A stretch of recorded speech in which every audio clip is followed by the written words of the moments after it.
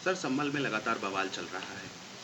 आखिर शांत होने का नाम क्यों? आखिर वो कौन अवांछित तत्व थे जो इस बवाल को कर रहे हैं? देखिए, चुनाव के पहले समाजवादी पार्टी, कांग्रेस के लोग चिल्ला चिल्ला के कहते थे कि हम 9 सीट जीतेंगे, 9 के 9 जीतेंगे। रिजल्ट आया, हम बार बार यही कहते थे कि धैर्य रखिए, आप लोगों की स्क्रीन पर खबर आ जाएगी। तो रिजल्ट आने के बाद उनको हताशा लगी, निराशा लगी हाथ। उनको भय इस बात का लग रहा है कि कुंदरकी में मुसलमान वोट बीजेपी को क्यों दिया। इस बात को लेकर के कांग्रेस सपा के लोग ज़्यादा चिंतित हैं। और वहाँ जो लड़ाई हुई है, संभल का प्रकरण है, आप ही लोगों की स्क्रीन पर भी आया, प्रिंट मीडिया में मैंने पढ़ा, वहाँ के सीपी का भी बयान आया और वहाँ के कई नेताओं से भी, मुस्लिम नेताओं से भी मैंने बात की कि आखिर में ये विवाद का कारण क्या है। तो लोगों ने बताया कि जिन लोगों ने बीजेपी को वोट बड़े पैमाने पर लोगों ने दिया, जो लोग नहीं दिए, तो दोनों आपस में लड़ाई हुई।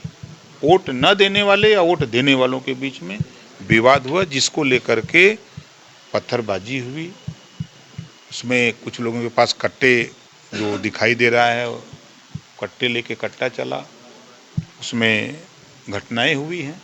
अब विपक्ष के पास कोई मुद्दा नहीं है कि जो विपक्ष है उसको बोल सके, तो इसी तरह इसको हवा दे रहे हैं। अगर विपक्ष देश में एकता चाहता है, भाईचारा चाहता है, शांति चाहता है, तो फिर उस सही बात को बताना चाहिए ना। लेकिन अभी तक तो एक ईंट हाथ में उठाने पे लोगों को डर लगता था कि बुलडोजर चल जाएगा। क्या बुलडोजर का डर खत्म हो गया क्या? नहीं, बुलडोजर का डर खत्म नहीं, मैं फिर कह रहा हूँ कि आपस की लड़ाई में ऐसा हुआ। सर लेकिन सपा सांसद रामगोपाल जी कह रहे हैं कि पूरे शहर को भुतहा बना दिया गया है जब संभल उनके प्रकरण को लेकर जब के। उनकी सरकार थी तो 815 दंगे हुए थे, तो उस समय भुतहा नहीं बने थे जहाँ जहाँ दंगे हुए थे, भूल गए। 1300 लगभग जन की हानि हुई थी। और जिस कांग्रेस के साथ हैं, वो कांग्रेस संविधान को नहीं माना, इमरजेंसी लगाया, लाखों लोगों को जेल में डाल दिया, पत्रकारों को जेल में डाल दिया, बोलने की इजाज़त नहीं थी, भूल गए लोग। सर अब चुनावें हुई, रिजल्ट भी आ गया, फिर वही ईवीएम। हम चुनाव पहलुओं का कहते हैं, ये 9 को जीत रहे हैं, 9 को जीत रहे हैं, चुनाव के बाद यही कहेंगे कि ईवीएम गड़बड़ा दिया। ईवीएम अगर गड़बड़ है तो करहल क्यों जीते, शीशा मऊ क्यों जीते, 9 नहीं हम जीत लेते। जैसे 400 सीट जीत रहे थे विधानसभा में, 125 पर रह गए, तो 125 सीटें तो वहाँ जो जीते 125, तो वहाँ तो ईवीएम क्यों नहीं खराब हो गया, उसको भी तो खराब हो जाना चाहिए था। 403 की 403 सीट ये जीत लेते। ये जनता को धोखा देने वाले लोग, लंबे समय तक कांग्रेस ने शासन किया, सपा ने किया, बसपा ने किया, तो सत्ता से जिनको आपने कुछ नहीं दिया वो नाराज होकर आपसे छोड़ दिया साथ, तो आप लौट गए। यही खेल है। सर लेकिन चीज़ें बड़ा निकल के आ रही हैं कि भाई कांग्रेस जिसके साथ चल रही है उसी को डुबो दे रही है, जिसके साथ गठबंधन कर रही है उसी का मटिया पलट कर दे रही है। बड़ा लोग मार्केट में इस तरह की चर्चा करें, क्या आपको भी ऐसा लगता है? देखिए, हमेशा बड़ा पेड़ छोटे पेड़ को बढ़ने नहीं देना देता है, ये प्रकृति का नियम है। तो कांग्रेस राष्ट्रीय पार्टी है और समाजवादी पार्टी राज्य दल है, तो उससे छोटी पार्टी है। आप क्या प्रियंका के आने के बाद कुछ कांग्रेस अब आगे बढ़ेगी? सरकार गिर जाएगी। यही कांग्रेस के वरिष्ठ नेता है पी चिदम्बरम जी, उनका कहना है कि मतलब ईवीएम के पक्ष में रह करके कि ईवीएम के साथ मेरा कोई बुरा अनुभव नहीं रहा है, लेकिन इनको हार कर रोना नहीं रोना चाहिए राहुल गांधी को। तो अब समझ लीजिए कि जब उन्हीं के नेता उन्हीं पर टिप्पणी कर रहे हैं, तो हमको क्या कहना है। अच्छा ओम प्रकाश जी, आपने कहा है कि 27 में चुनाव ही नहीं होगा, वन नेशन वन इलेक्शन के आधार पर। समाजवादी पार्टी की तरफ से जो कि सबसे बड़े नेता हैं अखिलेश यादव, उन्होंने उद्घोष किया है कि अरे ये जो हुआ है, जो बेईमानी हुई है, उससे सबक लीजिए और बड़ी ताकत के साथ जमीन पर तैयारी करिए, अपने कार्यकर्ताओं का।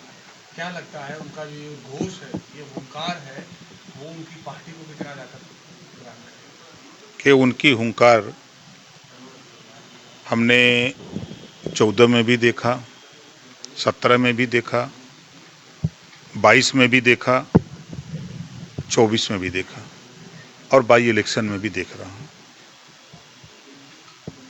अब स्थिति ये है कि 4 बार सत्ता में रहे, जिस उम्मीद के साथ आपके साथ अति पिछड़ा खड़ा था, दलित खड़ा था, सामान्य वर्ग खड़ा था, आप हर पल अपना बयान बदलते हो। पीडीए को आप बताते हो पिछड़ा, दलित, अल्पसंख्यक, तो सामान्य वर्ग आपके साथ क्यों रहेगा?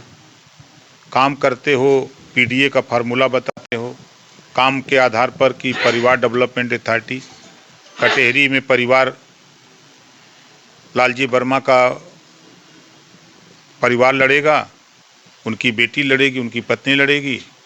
करहल का चुनाव होगा तो अखिलेश जी का परिवार लड़ेगा, मिल्कीपुर का चुनाव होगा तो वो परिवार लड़ेगा और लोग खाली बाजा बाजा में झुनझुना लेके।